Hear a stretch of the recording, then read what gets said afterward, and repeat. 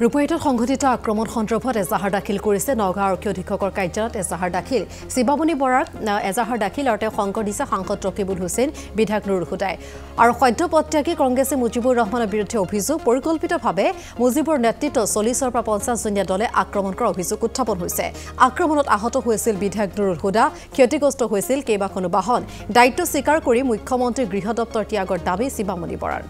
আৰু ইতিমধ্যে আজিৰ দিনৰ ভাগত কিদৰে সমগ্ৰ ঘটনা সংঘটিত হৈছিল আমি আপোনালোকক জনাই আহিছো আৰু ইতিমধ্যে ঘটনাৰ দৃশ্য আমি আপোনালোকক আমাৰ পূৰ্বৰ বাতৰিসমূহত দেখুৱাই আহিছো আৰু শেহতীয়াকৈ সমগ্ৰ ঘটনাক লৈ দেখা পোৱা গৈছে এজাহাৰ দাখিল কৰিছে আৰু এই মুহূৰ্তত থানাত উপস্থিত হোৱাৰ পৰিৱেশ আমি দেখুৱাইছো আৰক্ষী অধীক্ষকৰ কাৰ্যালয়ত এজাহাৰ দাখিল কৰিছে আৰু এই এজাহাৰত সদ্যপত্যাগী কংগ্ৰেছী মুজিবুৰ ৰহমানৰ বিৰুদ্ধে অভিযোগ আহিছে 40 পৰা 50 জনীয়া দলে আক্ৰমণ কৰাৰ অভিযোগ উত্থাপন কৰিছে পৰিকল্পিতভাৱে নুৰুল হুদা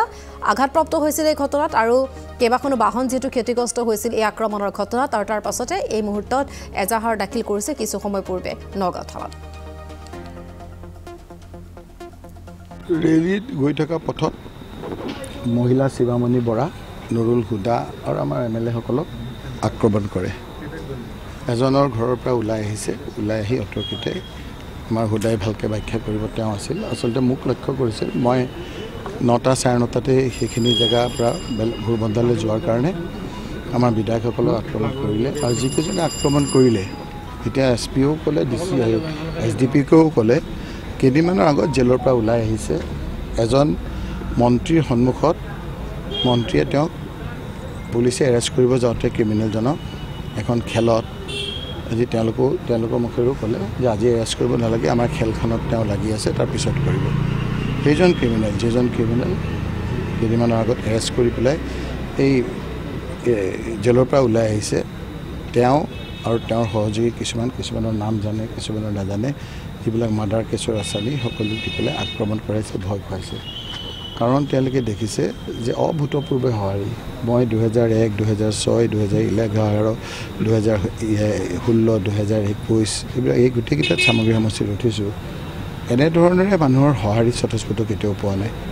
হিমন্ত বিশ্ব শৰ্মাৰ অত্যাচাৰত সকলো শ্ৰেণীৰ ৰাইজ অতিষ্ঠ হৈছে আৰু সেইকাৰণে স্বতঃস্ফূৰ্তভাৱে ৰাইজ ওলাই আহিছে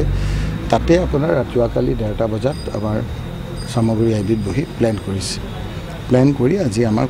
এইটো আক্ৰমণ কৰিছে গতিকে আমি এছপিকো কৈছোঁ যে আমাৰ এছপিও নিৰপেক্ষ নহয় যেন লাগিছে আৰু অচি যিকেইজন আপোনাৰ এতিয়া নতুনকৈ সামগ্ৰী আপোনাৰ এলেকাত পৰে তাৰে কেইবাজনো অচি নতুনকৈ ট্ৰান্সফাৰ হৈছে এই বাই ইলেকশ্যনৰ কাৰণে এনেকুৱা এছচি আহিছে যোনে তেওঁলোকৰ কথা শুনে অসমৰ 99.99% পুলিচ আপোনাৰ খুব ভাল আমাৰ এটা ঐতিহ্য আছে কিন্তু 0.01% যিসকল আপোনাৰ অলপ পলিটিকেলি মটিভেটেড হৈ কাম কৰে সেই লোকসকলক তাত দিয়া বুলি বহুতে ভাবিছে আমি মিটিঙত গৈ আছোঁ আমাৰতো কৰিছে এনে বাহিৰা যিবিলাক গাড়ী পাব্লিকৰ গাড়ী ৰাস্তা দি গৈ আছে সেইবিলাকৰ ওপৰত আক্ৰমণ কৰিছে আৰু বহু গাড়ী ক্ষতিগ্ৰস্ত কৰিছে আৰু যিকেইটা মই দেখা পালোঁ এই গোটেইকেইটা দাগী অপৰাধী ডকাইত মাৰ্ডাৰ কেছৰ আসামী সেই তেনেকুৱা কিছুমান চুৰ ডকাইত মাৰ্ডাৰ কেছৰ আসামী বিজেপি দলে গোটাই লৈছে এতিয়া তেওঁলোকৰ বেলেগ কোনো হেৰি নাই এই এতিয়া চুৰ ডকাইতৰ ওপৰত তেওঁলোকে নিৰ্ভৰ কৰি চলিব লগা হৈছে গতিকে এনেদৰে অন্যায় অত্যাচাৰ আমি সহ্য কৰিব নোৱাৰোঁ গতিকে আমি আজি আইনৰ আশ্ৰয় লৈছোঁ আমি কেছ দায়েৰ কৰিছোঁ আৰু নিশ্চিতভাৱে আমি আশাবাদী যে এই দুৰ্দশ অপৰাধীসকলক কৰায়ত্ব কৰি দৃষ্টান্তমূলক শাস্তি বিহিব সেইটো আমি কামনা কৰিছোঁ প্ৰায় 7জন বিধায়ক আমি একেলগে গৈ আছিলোঁ যাওঁতে সেই শিঙিমাৰী মানে অতৰ্কিতে সেই অঞ্চলটোত ক'ৰ পৰা কেনেকৈ আহিলে গম নাপাওঁ একদম বহুতখিনি মানুহ আহি চাৰিওফালে মোৰ আগত হুদা আছিলে হুদাৰ গাড়ী মই নিজে চকুৰে একো দেখা নাই এনেকুৱা অৱস্থা হৈ গৈছে চাৰিওফালৰ পৰা গাড়ীখনত ধাম ধুম মাৰিছে তাৰপিছতে সেই মানে মানুহজনৰ আমাৰ আছে ভিডিঅ' আছে বগাকৈ মানুহ এজনে তাৰপিছত এনেকৈ পেলাই গাড়ীলৈ জুপি চালে তো মই বহি আছোঁ তাৰপিছত ধৰ মাৰ বুলি কৈ একদম প্ৰকাণ্ড ইমান ডাঙৰ এডাল গোটা বাঁহ আনিছে আনি পেলাই একদম দূৰৰ পৰা আহি পেলাই একদম এনেকৈ পিছৰ গ্লাছখনত দিছে লগে লগে ঠানকৈ ভাঙি গৈছে মানে চাৰিওফালৰ পৰা মাৰিছে আৰু ড্ৰাইভাৰক আগত মাৰিছে ফ্ৰণ্ট গ্লাছ মাৰিছে কিন্তু ভাঙিব নোৱাৰি লাষ্টৰ গাড়ীখন ভাঙিছে তেনেকৈ আমাৰ প্ৰায়বোৰ বিধায়ককে মানে তেওঁলোকে এটেক কৰিছে এই মানে এনেকুৱা এটা অৱস্থা চিটুৱেশ্যন ক'ৰ পৰা কেনেকৈ আহিল কি কথা কি বতৰা ফটকৈ সেই ওচৰতে ঘৰ এটা আছিলে ঘৰটোৰ পৰা একদম হুলস্থুলকৈ মানে গোটেইখিনি আহি গ'ল আমি তৰ্কিব নোৱাৰা হৈ গ'লো আৰু সেই মুহূৰ্তত এনেকুৱা লাগিছে যেন আমাৰ জানটো লৈও মানে এটা মানে শংকিত হৈ গৈছিলোঁ কাৰণ তেওঁলোকে যিটো যেনেকৈ মস্ত বাঁহডাল খিৰিকীৰে যদি মোৰ গ্লাছখনে যদি পাৰ হৈ গ'লহেঁতেন তেতিয়াহ'লে মোৰ ওচৰত আসিফ নাজাৰ আছিল আমি দুইজন সমানে মানে মাথা মানে লগে লগে আমি কিবা হৈ গ'লোহেঁতেন কিন্তু সেইখন এটেক কৰি নোৱাৰি লাষ্টত অলপ দূৰলৈ গৈ পেলাই বাঁহডালেদি আহি প্লাষ্টাৰ গ্লাছখনতে এই দূৰৰ পৰা যে এনেকৈ গৈ ভাঙিবই আৰু তেনেকুৱা এটা মানে চিটুৱেশ্যন তেওঁলোকে কৰি এনেকুৱা ধৰণৰ কৰিলে গতিকে কি ক'ম যিহেতু তাত সেই সময়ত পুলিচ বিষয়াসকল আছিলে যদিও আমি আমাৰ দৃষ্টিত তেওঁলোকৰ কোনো কাম নেদেখিলোঁ তেওঁলোকে কোনো প্ৰটেকশ্যন দিয়া নাই মই দেখিছোঁ যে তেওঁলোকে একো প্ৰটেকশ্যন দিয়া নাই আৰু এই সময়ত মই এটাই ক'ম যে যিহেতু আমাৰ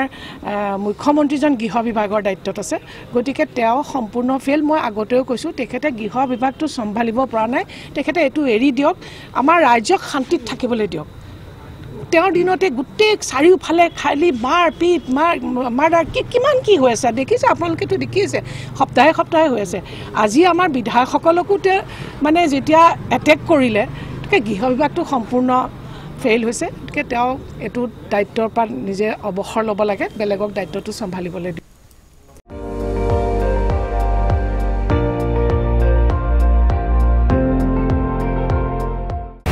আপুনি চাই আছে ND24 সৰ্বশ্ৰেষ্ঠ নহয় সৰ্বোত্তমৰ দৌৰ